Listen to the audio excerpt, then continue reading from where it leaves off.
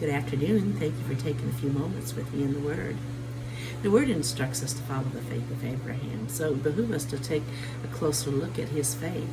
And when we look at this, where he's in the hall of faith in Hebrews chapter 11, verse 8, it tells us that by faith Abraham, when he was called to go into a place which he should after receive for an inheritance, obeyed, and he went out, not knowing whither he went.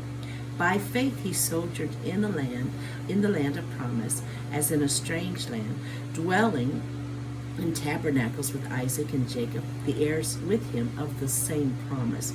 For he looked for a city which had foundations, whose builder and maker is God. So he left what was familiar to him. We understand that. To go to a place that he knew nothing about, but he left by faith, walking by faith, not by sight. And what was his faith in?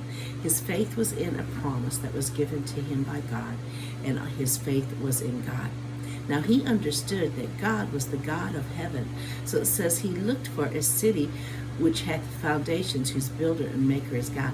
I believe that's telling us that he looked towards heaven. That word look means that he is expecting to receive.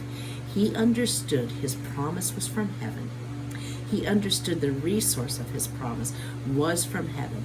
So he looked to heaven, and heaven guided him from a place that he was familiar with to a place he was not familiar with, which was the promised land of God, that promised nation for him.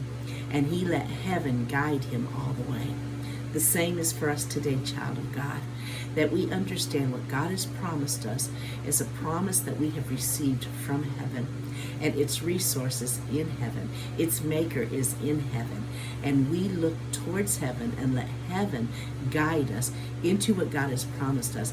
Then we will realize his will be done on earth as it is in heaven. Thank you for joining me today. I look forward to being with you the next time. I love you.